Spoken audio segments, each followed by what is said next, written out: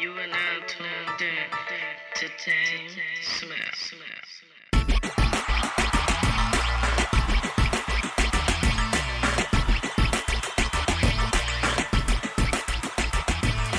Welcome to Musician Talks with DameSmiff. This is episode 27, and today I want to talk to you guys about laziness and how it affects your creativity. But before I get started, make sure you like, share, and subscribe.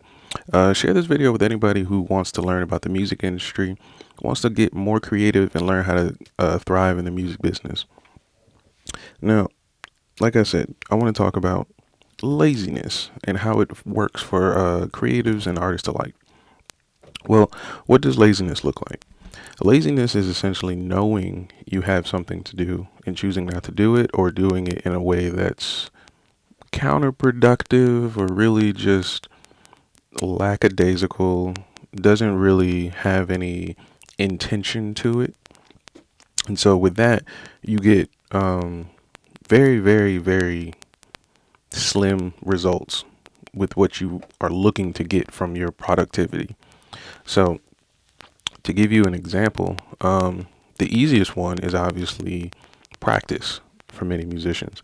Many musicians practice out of necessity and not out of preparation or discipline, but that usually comes with people who don't have a bit of a structure to their career yet, which is fine and sometimes is normal because life comes, before all of this. So, some musicians have families, outside careers outside of music and artistry, and things like that.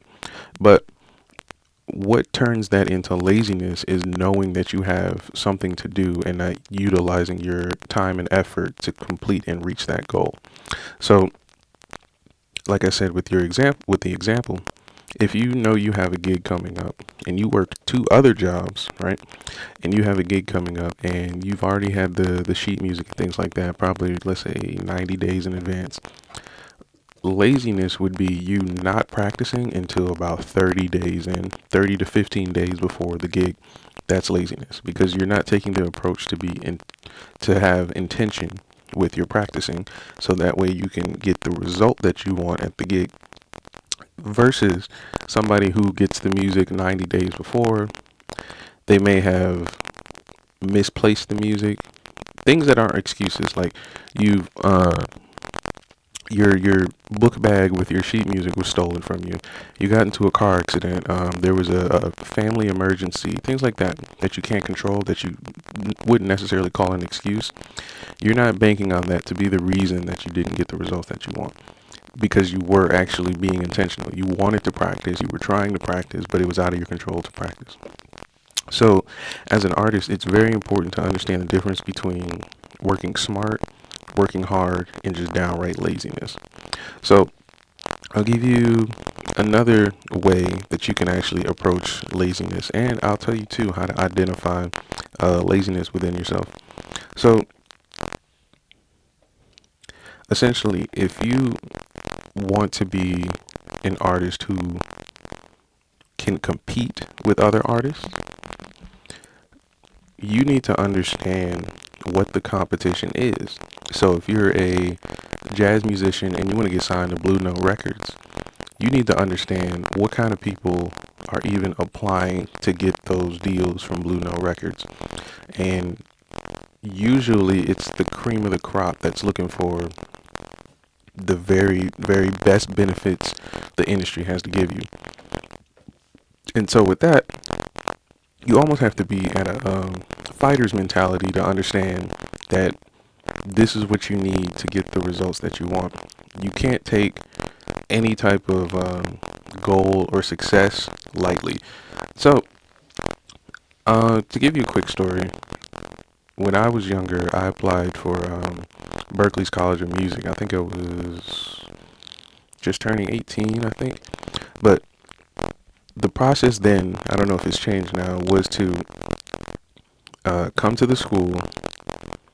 You would audition, and I think there's about 3 stages to the audition. There's a sight reading, sight singing. If you can hear a note, they'll play a note on the piano. and see if you can sing it back. And whatever instrument you brought, you can have a prepared piece, and they'll have, like I said, sight read with the same instrument you brought.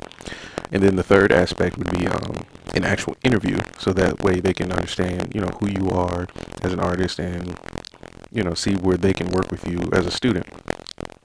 But in my experience with that experience for me, what I learned very, very, very quickly was that the competition was probably about 6 or 7 years ahead of my skill set, simply because of the intention of what they were doing. See, when I was starting music, it was more of a passion thing. Like, I just loved music and being a part of music.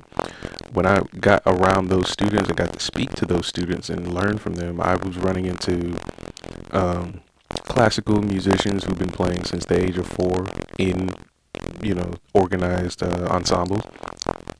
I met a solo drummer from Mexico who barely knew English, who got here with the intention of applying and getting into the school. And so, talking to them and learning and meeting more about them, it opened the doors. It opened my eyes to the fact that they've been working at this moment for a lot longer than I have. I started thinking about college in high school, so the track record for them is a lot longer. Now, this is where it can get confusing for people trying to figure out what laziness and what like intention is, like the lack of intention is. So in that moment, I realized I didn't have the intention to go to college. I was just doing what I assumed to be the thing to do.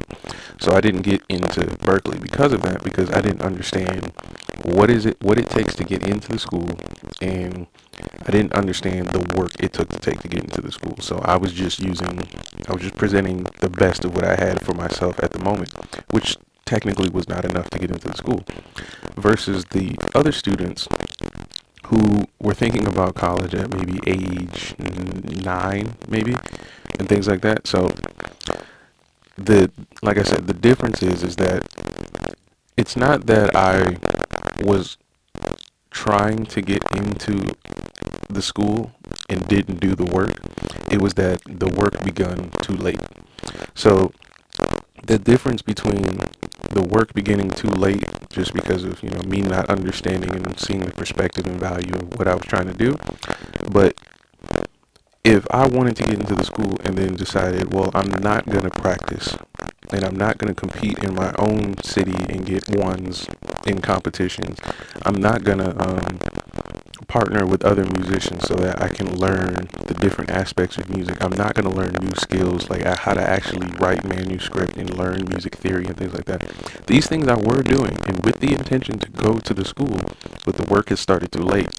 But on the other hand, if I were not doing these things to the fullest of my ability, no matter when I started, that would be utter and pure laziness. That would just be me assuming that what I am today should be enough, versus trying to compete and actually ensure the results that I wanted.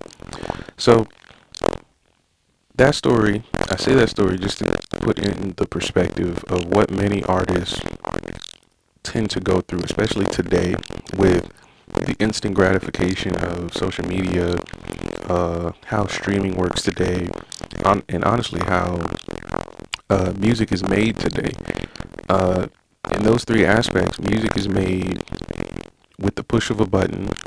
People are using loops and samples that are manufactured outside of their studio in order to create.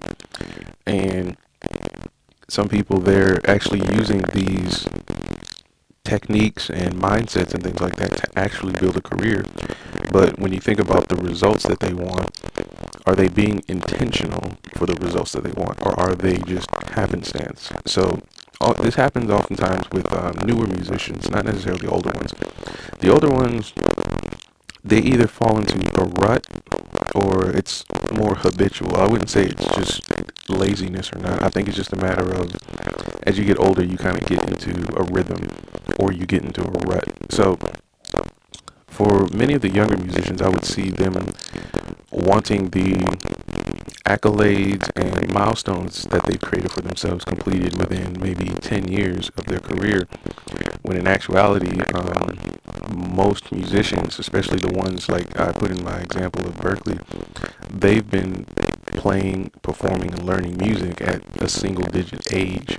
So their musical career is a lot longer than we would address it, but then their musical professional career would start the minute you become a professional or you make a business out of your music and your artwork.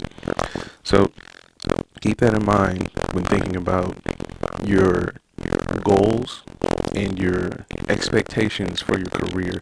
Are you being intentional with what you want to do? So to give you one more example, if you want to garner recognition in the industry, you need to understand what the industry recognizes and see where you fit to compete against, whoever else is trying to garner the same recognition. And then once you learn that, you need to be extremely intentional on making sure you stand out and you are better than that other person or group of people or have the best sound or whatever it is your milestone is. And it doesn't always have to be something so amazing. Laziness can creep into something as small as image. Like some artists feel that they don't need to work on their image. Their music will stand out without worrying about an image. But what that puts you in the predicament of is that you're not in control of your image anymore. So after a certain point, if your fans can't correlate who you personally are with the art that you're creating, you kind of have given up the control of your image. Your image is whatever we're going to say it is, and you don't get the opportunity to be intentional about what it is. And that started because you chose the lazy route of not taking that and controlling it and making it something that you want with the intention to get the results that you expect. You honestly had assumed that without focusing or paying any attention to image or branding or things like that and how it pertains to your art, it opens you up for pretty much anything, and that's laziness in a nutshell. I always like to say you do a lot more work trying to be lazy than you do doing the right thing. So that's all I have for you guys today. This was episode 20, I want to say 7. I might be wrong. But today's topic was laziness. And that's all I have for you today. Like I said, be sure to like, share, subscribe. Send this to anybody who's interested in the music industry and just wants to learn more about how to be a musician in today's time and how to be an artist. Thank you.